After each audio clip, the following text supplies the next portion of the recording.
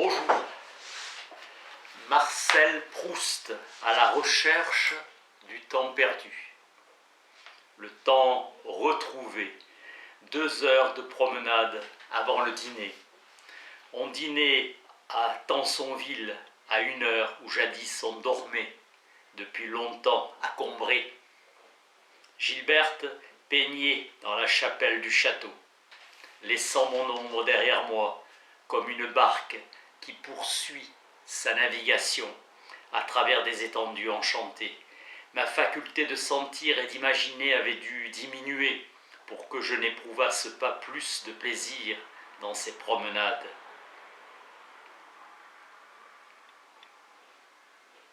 J'avais l'habitude, ajouta-t-elle d'un air vague et pudique, d'aller jouer avec de petits amis dans les ruines du donjon de Roussainville. De l'état d'âme qui, cette lointaine année-là, n'avait été pour moi qu'une longue torture, rien ne subsistait.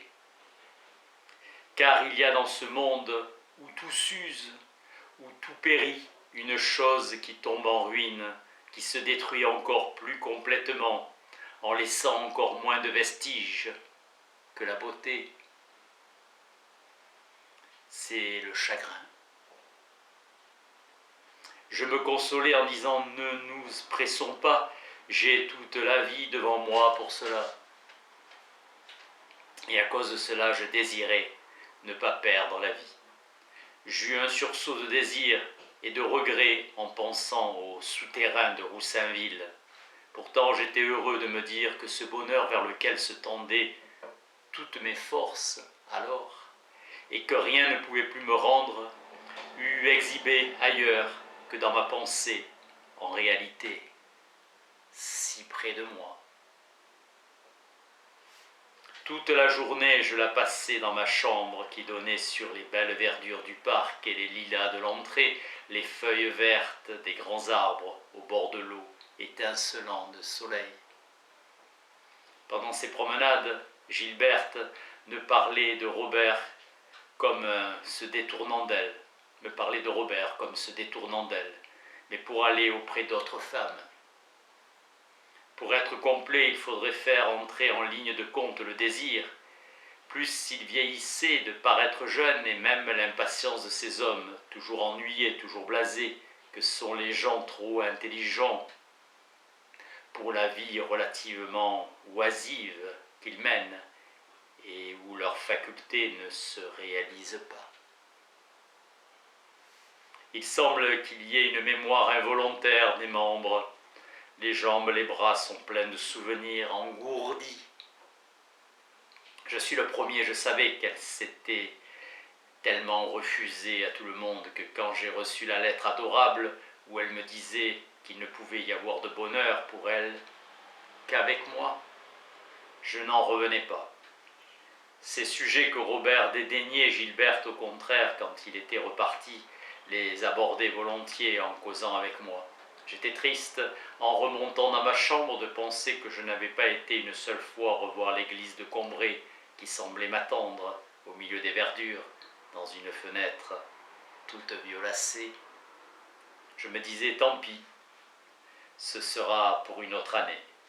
Si je ne meurs pas d'ici là, ne voyant pas d'autre obstacle que ma mort, et n'imaginant pas celle de l'église qui me semblait devoir durer longtemps après ma mort, comme elle avait duré longtemps avant ma naissance. La maîtresse de maison, qui va me placer à côté d'elle, me dit aimablement avoir fleuri sa table, rien qu'avec des chrysanthèmes japonais.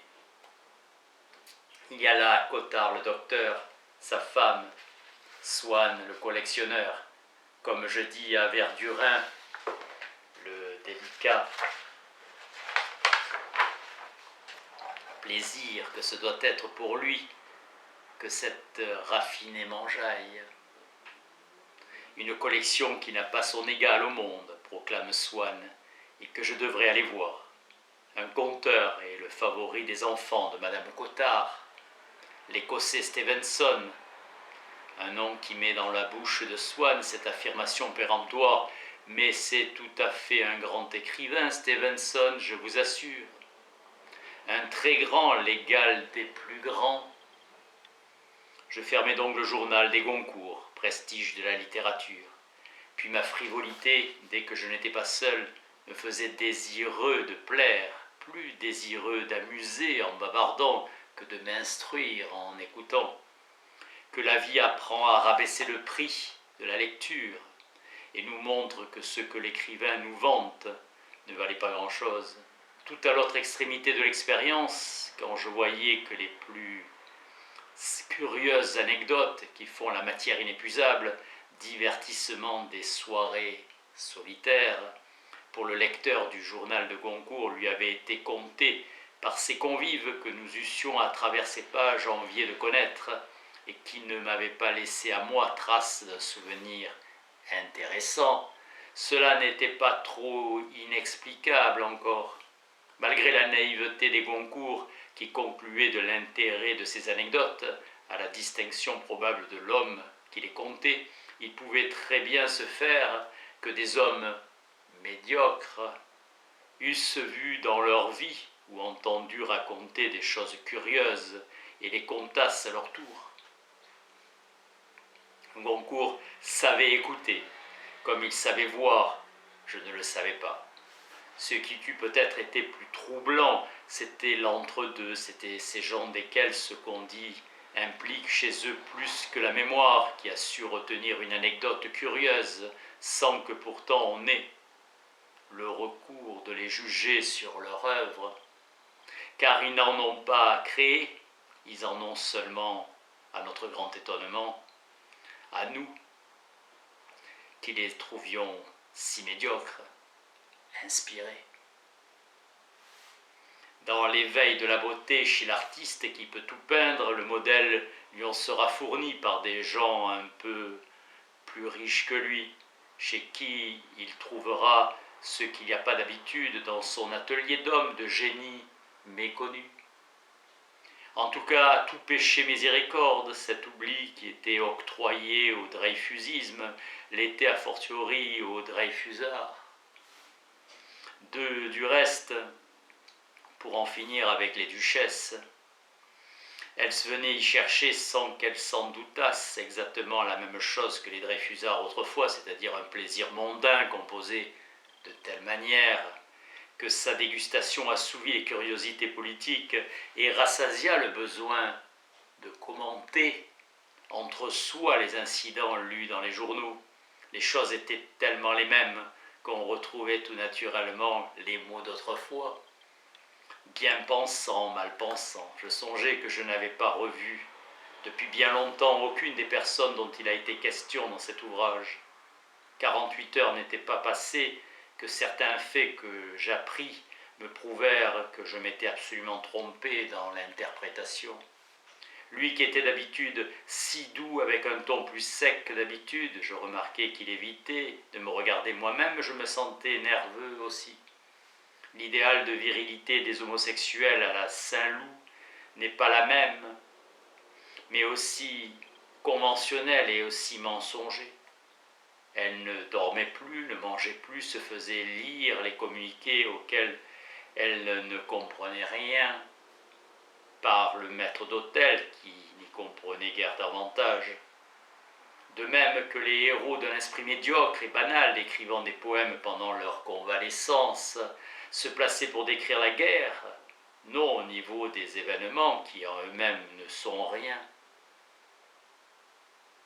Le lendemain du jour où j'avais reçu cette lettre, c'est-à-dire l'avant-veille de celui où je, cheminant dans l'obscurité, j'entendais sonner le bruit de mes pas, tout en remâchant tous ces souvenirs. Il faut dire pourtant, si la guerre n'avait pas grandi l'intelligence de Saint-Loup, cette intelligence conduite par une évolution où l'hérédité, entrée pour une grande part, avait pris un brillant que je ne lui avais jamais vu. Encore le premier de ces traits caractéristiques s'efface-t-il assez vite, car Cottard mourut bientôt, face à l'ennemi, dirent les journaux, bien qu'il n'eût pas quitté Paris. Autant je croyais ce qu'on disait, j'aurais été tenté en attendant protester de leurs intentions pacifiques, d'y ajouter foi, la logique qui les conduit est tout intérieure et perpétuellement refondue par la passion. L'idée d'un vaincu lui faisait mal, s'il était toujours pour le faible, il ne lisait pas les chroniques judiciaires pour ne pas avoir à souffrir. C'est du reste une étrange chose, ajouta M. de Charlus, de la petite voix pointue qu'il prenait par moments.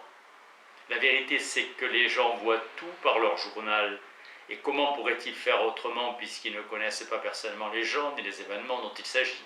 Enfin, mon pauvre ami, tout cela est épouvantable. Et nous savons plus que d'ennuyeux articles à déplorer. La plus haute affirmation de la foi et de l'énergie a disparu de ce monde. La soif du sang noble affole une certaine populace, qui en cela se montre plus raffinée que les lions. Sa frivolité était si systématique que la naissance, unie à la beauté et à d'autres prestiges, était la chose durable. La plus grande impression de beauté que nous faisaient éprouver ces étoiles humaines et filantes était peut-être surtout de faire regarder le ciel vers lequel on lève peu les yeux d'habitude. Mon cher ami, les voies de la Providence sont inconnues, alors je compris la peur de Morel. Certes, il y avait dans cette lettre bien de l'orgueil et de la littérature, mais l'aveu était vrai. Voyez-vous, me dit-il, le superbe gaillard qui est le soldat Boche est un être fort, sain, ne pensant qu'à la grandeur de son pays. Les journaux ont même fait allusion sur ce qu'ils avaient été tous. Ils avaient été tous descendus. Précisément à ce moment, on entendit la porte s'ouvrir et tout le monde se tut, croyant que c'était le patron. Avec cette légère différenciation due à la similitude du sexe, rentre dans les lois générales de l'amour. Il y avait beau appartenir à une famille plus ancienne que les Capétiens, être riche, être vraiment recherché par une société élégante. En un instant, les rues devinrent entièrement noires, les aberrations sont comme des amours, où la tare maladive a tout recouvert, tout gagné. Même dans la plus folle, l'amour se reconnaît encore. En somme, son désir d'être enchaîné, d'être frappé, trahissait dans sa laideur un rêve aussi poétique que chez d'autres le désir d'aller à Venise, d'entretenir des danseuses. Je la vis peu du reste pendant ces quelques jours, car elle allait beaucoup chez les cousins dont maman m'avait dit un jour « Mais tu sais qu'ils sont plus riches que toi ». Mon départ de Paris se trouva retardé par une nouvelle qui, par le chagrin qu'elle me causa, me rendit pour quelque temps incapable de me mettre en route. Quant à Françoise, sa haine pour les Allemands était extrême. Elle n'était tempérée que par celle que lui inspiraient nos ministres. Et je ne sais pas si elle souhaitait plus ardemment la mort d'Esdenbourg ou de Clémenceau. Elle et lui me disaient souvent en prenant soin de moi « Vous qui êtes malade !» Robert m'avait souvent dit avec tristesse, bien avant la guerre « Oh ma vie, n'en parlons pas, je suis un homme condamné d'avance. » Faisait-il allusion au vice et qu'il avait réussi jusqu'alors à cacher à tout le monde? D'ailleurs, un peu plus tard, dans une circonstance plus importante historiquement, si elle touchait moins mon cœur, la nouvelle maison de santé dans laquelle je me retirais ne me guérit pas plus que la première. Et beaucoup d'années passèrent avant que je ne la quittasse. On m'a raconté qu'à cette époque-là, il était en proie presque chaque jour à des crises de dépression mentale, caractérisées non pas positivement par de la divagation, mais par la confession à haute voix devant des tiers dont il oubliait la présence. Mais pourquoi les images de Combray et de Venise m'avaient-elles à l'un et à l'autre moment donné une joie pareille, à une certitude et suffisante, sans autre preuve à me rendre la mort indifférente? Sur l'extrême différence qu'il y a entre l'impression vraie que nous avons eue d'une chose et l'impression factice que nous nous en donnons quand volontairement nous essayons de nous la représenter. Je ne m'arrêtais pas. Le goût de la Madeleine avait réveillé en moi. N'avait aucun rapport avec ce que je cherchais. Si le souvenir, grâce à l'oubli, jouir de l'essence des choses, c'est-à-dire en dehors du temps. Mais qu'un bruit, qu'une odeur déjà entendue ou respirée jadis le soi de nouveau à la fois dans le présent et dans le passé, réel sans être actuel, idéaux sans être abstrait, aussitôt l'essence permanente et habituellement cachée des choses se trouve libérée. Et notre vrai moi. On comprend qu'il soit confiant dans sa joie, même si le simple goût d'une madeleine ne semble pas contenir logiquement les raisons de cette joie. De même que le jour où j'avais trempé la madeleine dans l'infusion chaude, ma chambre de Paris, il n'est de souvenirs douloureux que des morts. L'artiste qui renonce à 1 heure de travail pour 1 heure de causerie avec un ami sait qu'il sacrifie une réalité pour quelque chose qui n'existe pas. Tristesse qui suit la satisfaction, cette contemplation de l'essence des choses. Car les vérités que l'intelligence saisit ont quelque chose de moins profond. L'instinct dicte le devoir et l'intelligence fournit les prétextes pour l'éluder. Les idées formées par l'intelligence pure n'ont qu'une vérité logique. Même dans les joies artistiques qu'on recherche pourtant en vue de l'impression qu'elles donnent, dans cette fuite loin de notre propre vie que nous n'avons pas le courage de regarder et qui s'appelle l'érudition. Et quant à la jouissance que donne un esprit,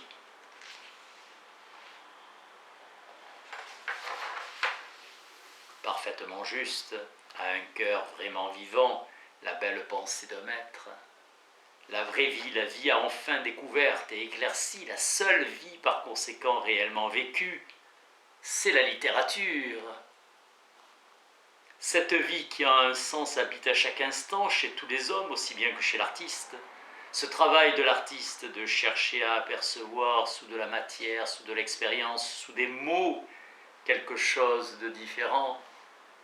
En somme, cet art si compliqué est justement le seul art vivant. Souvent, des écrivains n'écrivent plus à partir d'un certain âge qu'avec leur intelligence. Le littérateur envie le peintre, il aimerait prendre des croquis, des notes, il est perdu s'il le fait. Elle avait cessé depuis longtemps d'avoir conscience de mon inaction, de ma vie manquée, qui avait été une telle souffrance pour elle. Car le bonheur seul est salutaire pour le corps, mais c'est le chagrin qui développe les forces de l'esprit.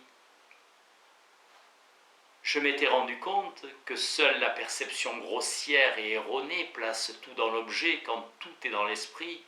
La jalousie est un bon recruteur qui, quand il a un creux dans notre tableau, va nous chercher dans la rue la belle fille qu'il fallait.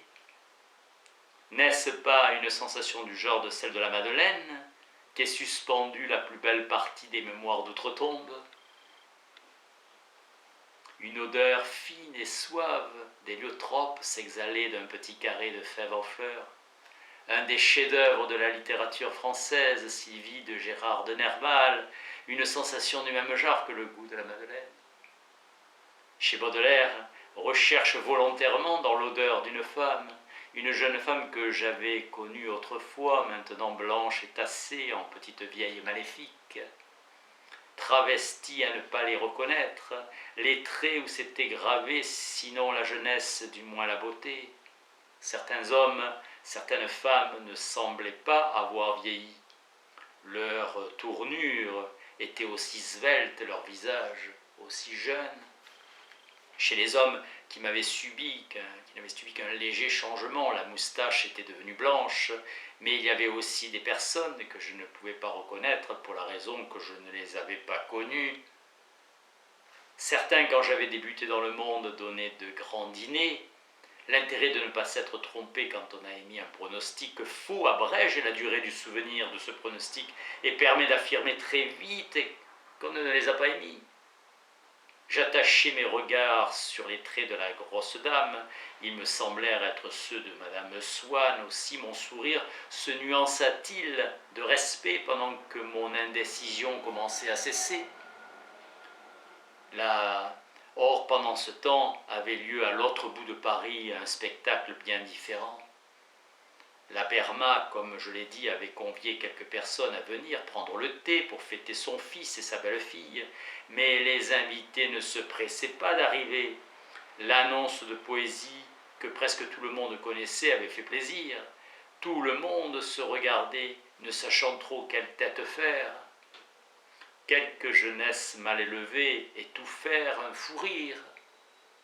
Ça me faisait toujours penser au vers de Victor Hugo, « Emporte le bonheur et laisse-moi l'ennui ». Les femmes appellent gentillesse se souvenir de leur beauté, comme les artistes admiraient leurs œuvres. À ce moment se produisit un incident inattendu. Nous eûmes 2 années d'un amour fou. Au fond, dit-elle d'un air mélancolique, j'ai passé ma vie cloîtrée parce que je n'ai jamais eu de grands amours que pour les hommes qui étaient terriblement jaloux de moi. Monsieur Swann était aussi jaloux que l'est ce pauvre duc. Il y avait eu un temps où Swann ne lui avait plu, justement celui où elle n'était pas son genre. À vrai dire, son genre, même plus tard, elle ne l'avait jamais été. J'eus la lâcheté de dire que c'était gentil et noble de sa part, mais je savais combien c'était faux et que sa franchise se mêlait de mensonges. L'idée qu'elle avait était toujours irréprochable, gouverner les esprits. L'étonnement de ses paroles et le plaisir qu'elles me firent furent bien vite remplacés. La maladie qui, en me faisant comme un rude directeur de conscience, mourir au monde m'avait rendu service. La maladie qui, après la paresse, m'avait protégé contre la facilité. J'aurais encore la force de maintenir longtemps attaché à moi ce passé qui descendait déjà si loin, du moins si elle m'avait laissé assez longtemps pour accomplir mon œuvre.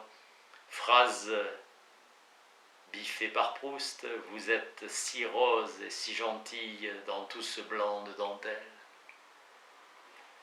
La souffrance que j'avais éprouvée au moment de son départ avait été réveillée en moi quand le coiffeur qui venait me couper les cheveux avait passé un peignoir sur mes épaules. Texte de La Fugitive, publié sous le titre Albertine, disparu. Donner à mon œuvre la forme du temps, à l'homme la dimension de ses années. Aiguillon de l'idée du temps, l'idée de la mort s'installe en moi comme fait un amour. La sonnette accompagnant le départ de Swann. Teinte encore en moi. Merci.